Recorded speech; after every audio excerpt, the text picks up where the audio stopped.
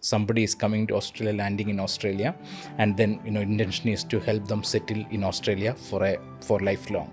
So that is why it is called as settlement services. Do a proper research of that organization. Most of the organizations in Australia will have a good website. So your probability of getting that job is 25% if the employer is interviewing 4 people. Sometimes people have like 10-page resume. No Australian employer is going to read 10-page. When you go for interview, there are like 3 golden words, which is like. Hi Sulal, good evening. So today's discussion will be focused on the post-migration services in Australia. The support, the challenges, what all are the opportunities that an individual have once they arrive in Australia. Sure. So mainly about the first question is like, what is this post-migration service the exact term used for the practices in Australia? Okay. So first of all, Debbie, thanks for the good question, and we are really happy to see that during the last number of years, or close to 10 years, we have got a huge number of people coming to Australia using our services, and we always wanted to make sure that our services doesn't stop when the visa is granted. We always want to make sure that we provide the support services after they land in Australia as an Australian registered migration firm. To answer your question of whether it's called post-migration support, because migration is a kind of a really big thing from an Australian government perspective. There is a terminology used for talk about these services, and it's called as settlement services. Settlements. Right. So that's the term, and that the intention of the term is somebody is coming to Australia, landing in Australia, and then intention is to help them settle in Australia for lifelong. So that is why it is called as settlement services. So let's say one of our client is actually coming to Brisbane in Queensland, and if they search in Google or any other browser settlement services in Queensland, they find information about all the settlement services and the services providers in Queensland. Sometimes a lot of such services refers to services provided to people come on refugee or humanitarian background, not for skilled migrants. But in the recent years, government understood that the skilled migrants also need a lot of information. So you actually see a lot of information for helpful for skilled migrants as well. On another big source of information is Department of Home Affairs website. They also have a settlement guide where basically they talk about education, employment, childcare, Medicare, healthcare, all this information. So someone who is coming to Australia understand how how you comfortably settle in Australia, and you can access all the information required to settle. So what all are the settlement services in Australia? Yeah. Like what all practices are included in the settlement services? Okay. So in some states and territories, government provides funding to provide the services. So I have I had the opportunity to provide settlement services to a lot of migrants coming to Northern Territory for the last 8 years. I chair a not-for-profit organization called Ignite Potential, and we provide a employment training for skilled migrants. So what that means is someone who comes to Australia, particularly to NT, they can basically attend the training provided by Ignite, which is funded by the Northern Territory government. So there is no cost associated to it. So it's a free service, and it basically helps the migrant to understand how the local employment landscape works. How do you prepare resume? How do you attend interviews? How do you network in Australia? All those local things you need to know, so that from the time you start your employment journey, you understand how you basically prepare for your job market. The similar services are available in some other states as well. Like I am aware that in Western Australia there are some similar services. In South Australia there are some services. So basically it's about a number of not just for employment training, but also information sessions on how do you do Medicare, and a lot of basic information which you need to know when you land. That is what the settlement services provides, and there is more focus on employment because that is always the biggest challenge people face. So that gets more importance compared to the rest. And organizations which provide these services are actually called settlement service providers. Okay. So, moving on to the next question, it's like about the multicultural communities in Australia.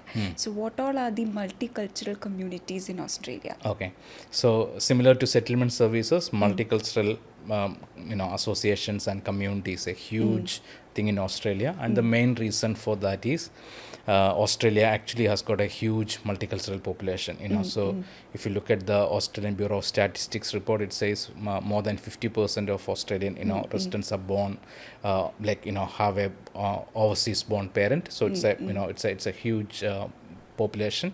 Okay. So what and the government definitely wants a framework which actually support every community, every multicultural community.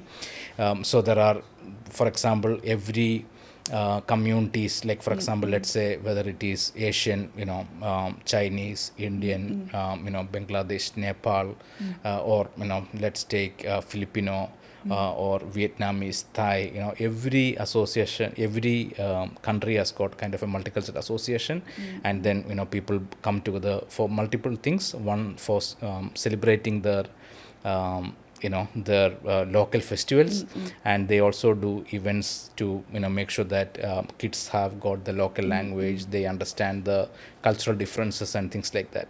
And what government has done to make sure that they all get the right support, there is a peak body in every state and territory, and then the peak body also has got a national body. So the national body is called FECA, Federation of Ethnic Communities Council of Australia, and under this peak body, every state, for example, in Queensland there is ECCQ, which is like the multicultural community Queensland, and in Northern Territory is MCND, Multicultural Northern Territory, and all the community organization which need any advocacy support, which need any policy support, they can actually reach out to the peak body, so that there is kind of a controlled mechanism to reach out to the even to the Australian government if there is a need. So it's a beautifully set up system which to make sure that every multicultural community is supported. Okay. So, Sulal, let's go stage by stage. So, let's discuss about the first week in Australia. Sure. So, my first question is about the SIM card facilities. So, what all are the SIM card facilities available in Australia? Okay. Yeah, so first week is kind of a lot of planning, and a lot of execution phase after you land in Australia. So normally, there are both types, prepaid and postpaid SIM cards are available in Australia, and you can actually get it in most of the supermarkets, even small retail outlets. It's widely available. And Australia's got like the telecom providers like Telstra, Vodafone, Boost, many providers, but I would say Telstra and Vodafone are like probably the big telecom providers. And if someone who is coming in to cities, any SIM would work. They can buy anything based on the budget. And if someone, let's say they are going to small towns, or they also need to travel frequently for for their work in Australia, it might be better they buy a Telstra SIM, or a carrier who uses Telstra's network, because they have the largest network in Australia. Okay. And next important thing is like about the bank account creation. So how can a person create a bank account? Okay, so normally it used to be like you can also open the bank account from overseas, but now you can't do that. You have to be in Australia to open a bank account. So I wanted to say first, sometimes people also carry money to Australia. So anyone who is 18 years and above, they can actually carry up to 10,000 Australian dollars when they travel to Australia. If they carry more than $10,000, they have to declare it. So particularly when you come for the first time, it is possible that you might have to carry some money. So there is no problem to carry up to $10,000. Now, when you have to open a bank account, there is like 100-point ID requirement. So what that means is you have to have, there is points for every identity document in Australia, and that's why it is called as like 100-point ID, and it comprises of few ID documents like primary. You can use some as primary documents, some as secondary documents. So primary documents are like passport, not only Australian passport, any other country, your birth certificate, Australian citizenship. It carries about 70 points. And secondary ID documents are like driver's license, and the third is like and the second actually carries 40 points. So 70 plus 40, 110 points. So you meet the 100-point ID. Otherwise, you can also use the debit card, Medicare card, those kind of things. But the debit card, like from the Australian debit card. So if you don't have a secondary ID, you can use this, other cards as well as your ID. So when you have these IDs, and then you visit any branch of a bank, and you provide them the ID, they will help you to open a savings or checking account, and then you can deposit the money, and then your Australian bank journey starts right there. Okay, and also can a person create a bank account before arriving in Australia? No, yeah, that's why I said it used to be available before, but nowadays you have to be in Australia. You cannot start an account before before arriving in Australia. Okay, so moving forward, let me ask you about the accommodation facilities in Australia. Yeah. So how can a person get accommodation in Australia? Okay, that's one of the tensed moment for anybody who comes first time. There are a few ways you can work on it. First, the most convenient or the most popular way how people do it, they will find who is a known person from your network, which to in wherever city town you go, and then basically try to see if you can secure an accommodation using their connection. So that's always convenient because this is somebody whom so it makes it a lot easier. But if you're going to a town or city where you don't have that contacts, then you have to kind of use what's available. And sometimes what people do is they probably book 2 weeks of Airbnb, and you land. Once you settle, you go find some accommodation for relocating from your temporary accommodation. Do that, or sometimes people even use Facebook Marketplace if they find a paying guest. Those kind of options. The only thing to be careful when you use Facebook Marketplace is sometimes there could be a scam. We don't know, it happens sometimes. So don't pay too much money in advance for accommodation if you don't know, and if you can't find details of the person, if you find it suspicious. And then once you land in Australia, you can go to the you can search apartments or houses online, and the ones you like, then you go for an inspection. You can book an inspection online, because it's important in Australia that you go and you go and actually inspect the property. And sometimes if you can't do it, you can also send somebody on your behalf as well, and then you apply for a rental property and progress from there. Okay, so another basic amenities that a person could be worried of is about the transport facilities. So what are the transport facilities available in Australia? Yeah, so it varies based on the cities or towns we live in Australia. So if you take the big city approach with Melbourne, Sydney, Brisbane, Adelaide, those cities has got a really great, convenient transport system. There's frequent trains or metro and also buses available. So you just have to buy a card, and then you can just use it as you go. So you have a prepaid card, or even nowadays once you have a debit card, you can also tap the debit card as well. So it's really good convenient option for transport. So sometimes you don't even need a car in a big city. In the beginning, you don't find you struggling without a car. It's absolutely fine not to have a car. But then you take the other option of you settling in tier 2 or tier 3 cities like Cairns, Darwin. The public transportation is actually there, but the train system is not there, or it's very limited compared to the big cities. In those cities, it might be a good idea for you to buy a used car to start with. You can use the public transportation. However, you have to make sure that you are having enough time to to wait for the transport system, because you don't have the same level of frequent service in small towns. So in such towns, even though may not be required in the first week, but if you need, it is convenient to have a used car to start with. If you have a budget, you can also buy a new one. Absolutely no problem. Okay, so now the next topic that we could discuss about the rights and responsibility, or more into the laws and values an individual should follow once they are in Australia. So my first question is, what are the basic laws and civic values a particular an individual has to follow while they are in Australia? Okay.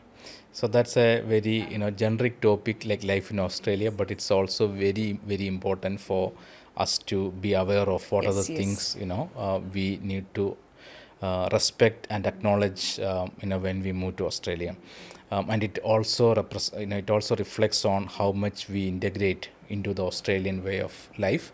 So I would say it's sometimes we don't look at this with utmost importance, but for me I would say it's really really important for us to have this information. So the number one, respecting the local laws and also the civic sense. To give you some examples, if you are coming from a developing country, the way how we drive on the road may be not very professional, or like, even though there are rules in every country for driving a vehicle, the question is how many people follow the rule. Yes. But if you come to a country like Australia, you will see all the everyone actually follow the road rules. So it's very important for you to know the particularly when you take the driver's license, you get to see all the road rules in Australia. So it's not just for the purpose of passing the driver's test. It's also for the purpose of you understand how what are the Australian road rules, so you follow it.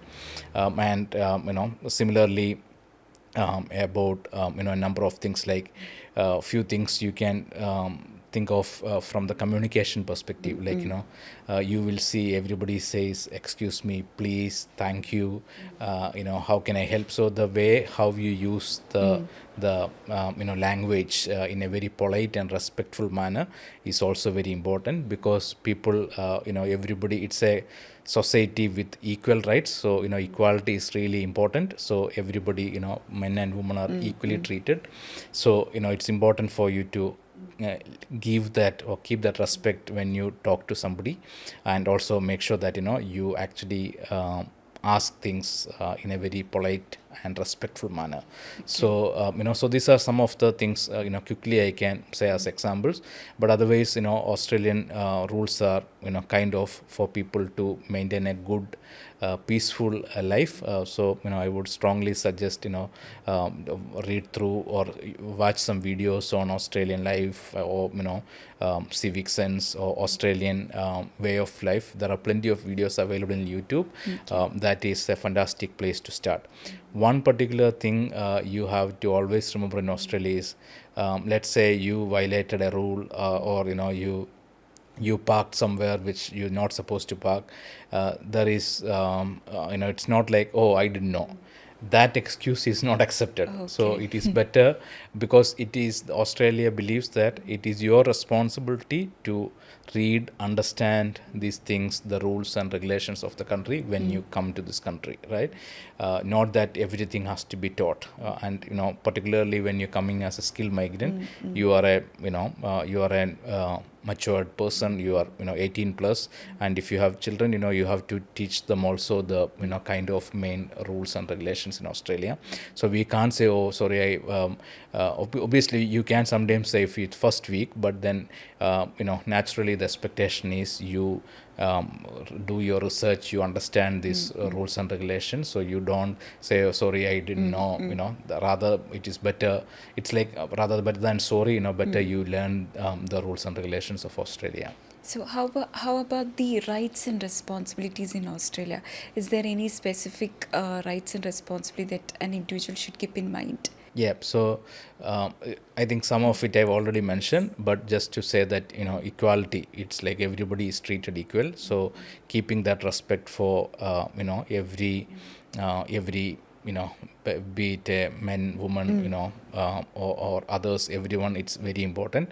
And it's also important that, let's say, you're working in an organization, because that's a good example we can say.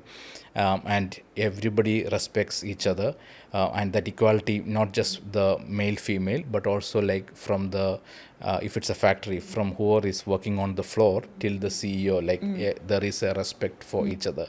So there is no there is nowhere like, okay, somebody is working at a lower level and, oh, that person doesn't need respect. No, that's not the way. The way is like every person in that organization is respected, in an equal manner. So we have to come with that attitude, like, every human is respected in the same. It's a beautiful way of, way of living in Australia. It's really, really important. So we cannot say, we respect somebody based on what level they are. Rather, it's across, across all levels. So yeah, so those kind of things we need to, kind of understand. And in terms of rights, I think particularly when from a new migrant perspective, we could talk more on the work rights. That is really important. Let's say someone who comes to Australia on a skilled general skill migration, they have the same work right as any other Australian worker. And this is administered and monitored by Fair Work. So Fair Work Australia is the peak government organization who manages all the work regulations and laws in Australia, right? So they decide on the minimum wages, like, like it's close to $25 now, and they decide on what are the work rates for an employee, how should employers treat their employees. So and Fair Work Australia, if you just go to the website, you can get all the information. And even they have some small what do you call online information, like a training sessions.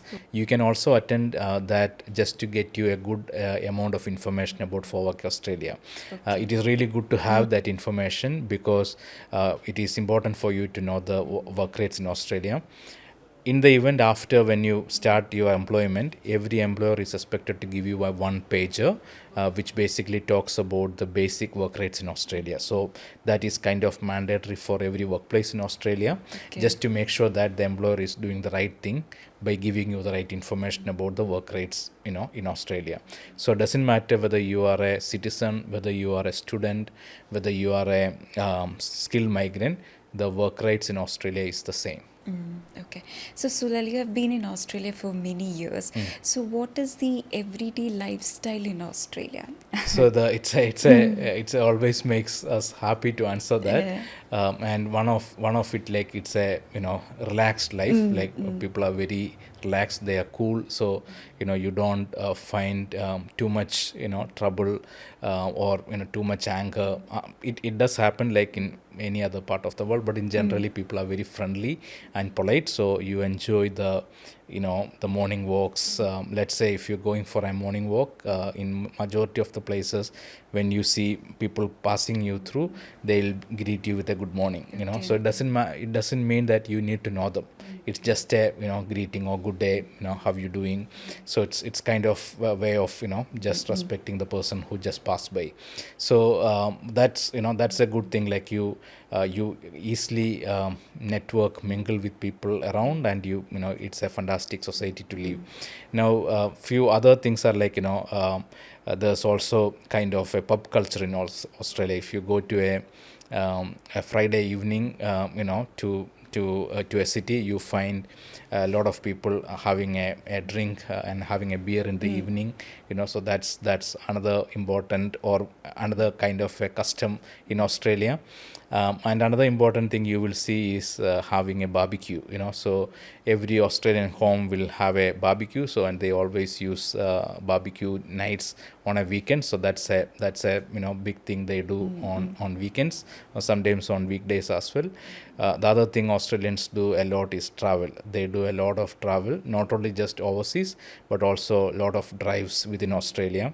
Australia is a huge country, and even you can do a full Australian tour by going through all the beach sides, and crossing most of the states by doing a 45 to 50 days trip. So travel is also something Australians do a lot. Okay, so moving forward, so now let's discuss about the medical facilities available in Australia.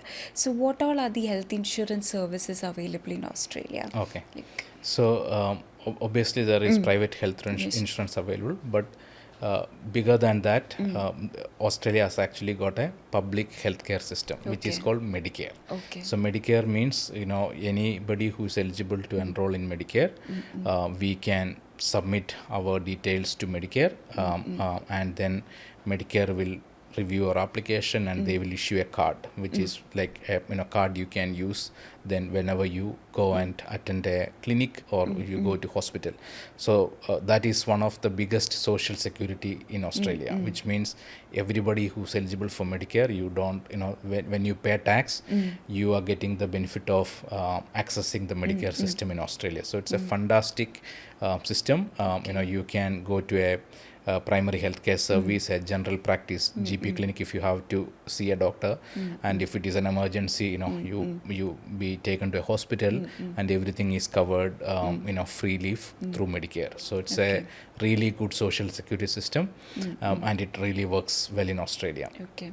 Now, as a new migrant, when you come, you have to apply for Medicare, if you're eligible, and then the government issue you the card. You asked about the private health insurance, which there are a number of private health insurance companies like Medibank, Bupa, Alliance. There are so many of them in Australia. These are some of the big ones. You can take private health insurance if you prefer to have an additional layer of security. So Medicare, like I said, it covers everything possible, but sometimes when you're in the public system, there might be delays, if you're going for a elective surgery and things like that. So you can take private insurance if you like. However, it is always an additional expense. So if you wanted to take private health insurance, you can take. However, then you will have to cover the cost, that additional cost. So it purely based on your budget, whether you want a private health insurance or not. Okay. So what about the tax liabilities in Australia? Okay. So the tax system is really good. Obviously, you have to pay tax. Yes. There is no way of excuse to that. So how does it work is like when you land in Australia and when you have to apply for a job, you have to apply for TFN. So it's a tax file number. So anybody who has to work in Australia, they should have a TFN, right? Okay. So again, same like how we discussed about Medicare, you can go into the government website and then apply for a TFN, and then you get a reference number, and then the government will send you the TFN number. So it's a tax reference number, and that is the number your employer will use to deduct tax from your salary, and then that's the same number used by the tax agents when you submit your tax and everything. So TFN is a very important document you need, and you can apply as soon as you are in Australia. You can just use your temporary address and you can apply for TFN. It is a very important step to have apply for a TFN and to have one before you start applying for a job. Okay. And what about the term called as superannuation? Superannuation, yes. So so it's like a pension, or a similar kind of a fund. So superannuation is Australia's kind of a pension system. So when you get an employment, when you work, whether it's part-time, full-time, in any kind of employment, the employer is required to pay a percentage, like 12% of that total salary to your superannuation. So another important step, similar to TFN, you also have to have a superannuation account. So before you have your job, you can, or when you get the first job, you can look at all the different superannuation accounts, and then you can decide which superannuation account you want. There are a number of providers.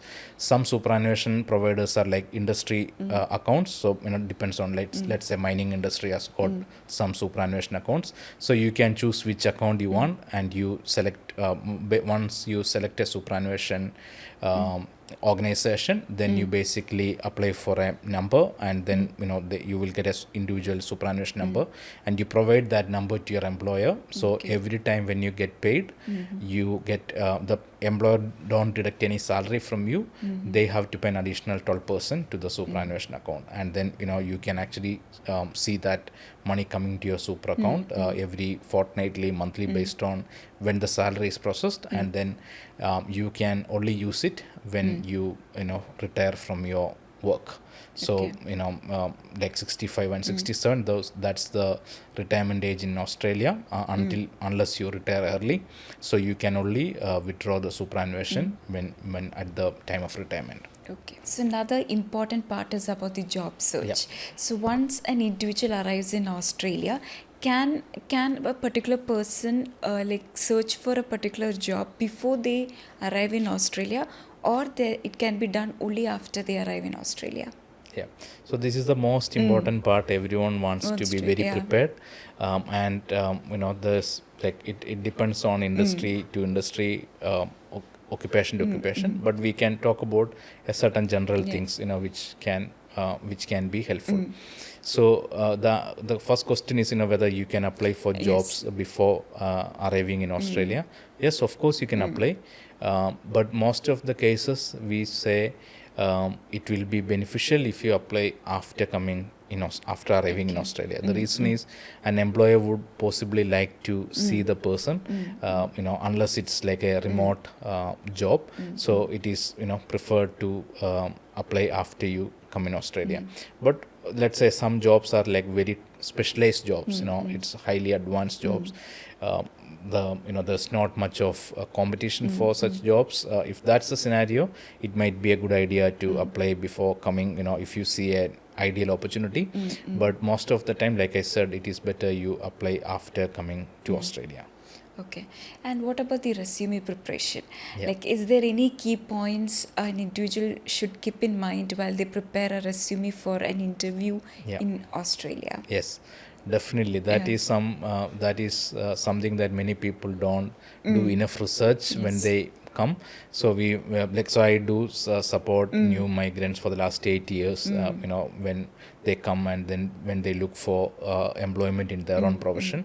So when people move, the first thing they want to get into a job in their own profession. That is what most professionals would prefer, because they don't want to change the career unless there is a valid reason for doing that. And when you want to continue in your career, you have to look at what is the industry practice in Australia, with respect to applying for jobs and also preparing your resume. So few things I can easily say. Sometimes people have like 10-page resume. Okay. Right? And no Australian employer is going to read 10 page. So the ideal number of pages in a resume is like 2-3 max.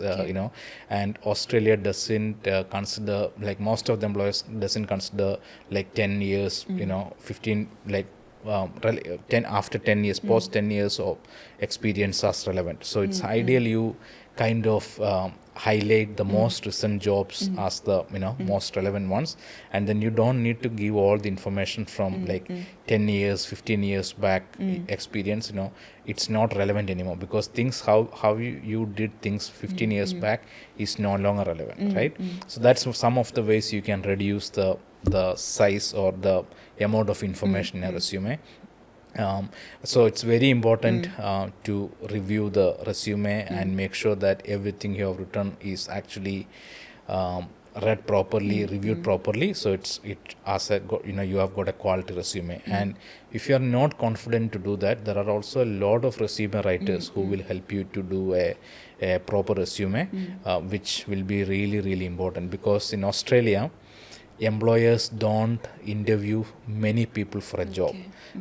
Just to give you an example, probably let's say if an employer is doing recruiting to one position, they might interview 3 or 4 people max. So it doesn't matter 100 people applied or 200 people applied, they only interview 3 or 4 people, right? So the purpose of resume in Australia is to get an interview. So you have to make sure that 2 things when you apply for a job. 1, the resume is a good quality resume. Number 2, apply for jobs only apply for the jobs which are highly relevant to your skills and experience. Okay. So the approach of applying for 100 jobs it's not going to work. Okay. Instead of applying for 100 jobs which are not relevant, it is better to apply for 5 jobs which are highly relevant. Okay. Because like I said, the purpose of applying for a job is to get into an interview. Okay. So that shortlisting should be done properly. So it doesn't matter if you come in the first 3 months you applied for 500 jobs and you don't get an interview chance. Obviously you get disappointed. But that is how it works. So better you prepare, you do your research, and you apply for jobs which are highly relevant. Really, really important.